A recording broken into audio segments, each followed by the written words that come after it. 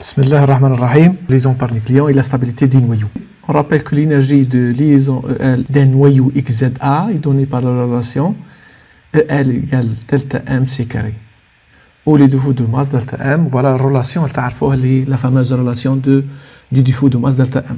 Égale Z, le nombre de protons fois la masse d'un proton, plus A moins Z fois Mn, la masse d'un neutron, moins MXZ, A, c'est la masse d'un noyau. La première question. Calculer oméga électron-volt par C carré, le défaut de masse associé à un noyau de fer 56. Et puis on va déduire sa masse, c'est-à-dire la masse du noyau.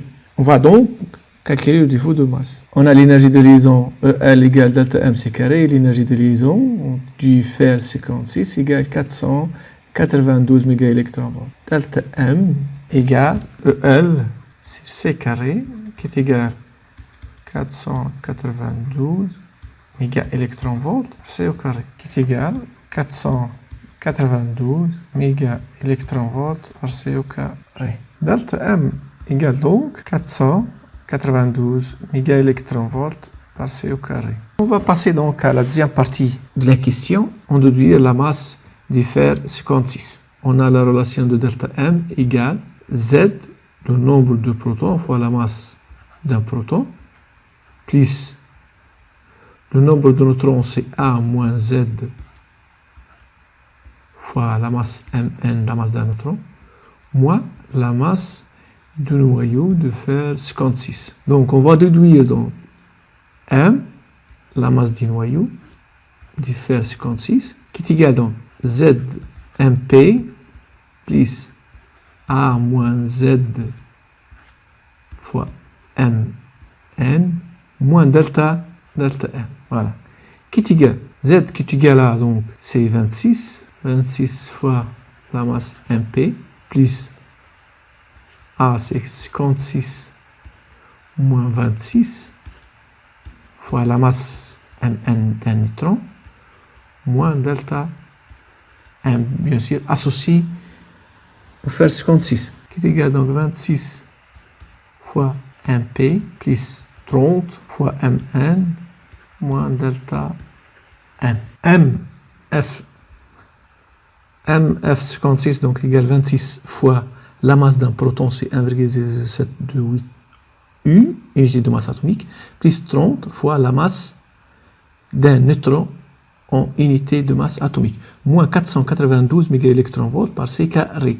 Là, l'unité ici pas en I. Ce qui est demandé, c'est la masse d'un noyau de fer en unité de masse atomique. Donc on va convertir l'unité mégaélectron-volt par C carré en U. On a fait l'exercice une relation, donc une unité de masse atomique égale 931,5 mégaélectron-volt par C carré.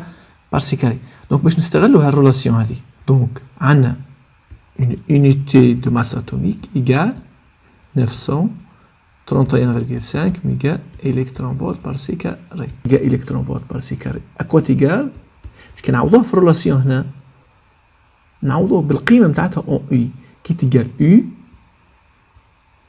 ça c'est fois qui est égal U sur 931,5 égale U en unité de masse atomique.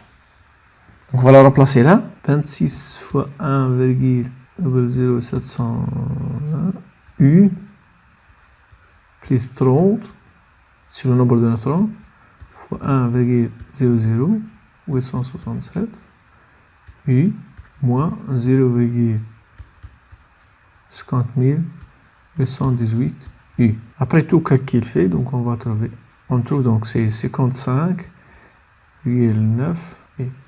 Ah, c'est presque 56. C'est presque 56, voilà. Donc c'est presque nombre de masse A. Presque égal à A. C'est pour cela, donc le nombre de masse, on l'appelle nombre de masse. C'est-à-dire qu'il représente ce nombre de nucléons. Ce nombre de nucléons représente la masse du noyau en unité de masse atomique.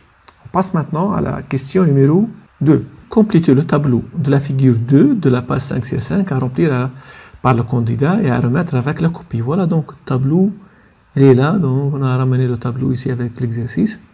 tableau donc موجودة فيه l'énergie de liaison diffère 492 méga électron volt. Si on va chercher l'énergie de liaison par nucléon, on va diviser par 56. On va chercher donc l'énergie comme si l'énergie نتاع كل اللي هي نتاع التشبث نتاع كل نيكليون في النويو. Donc on va diviser 492 par 56. On trouve 878 mégaélectronvolts, bien sûr, pour chaque nucléon, par nucléon.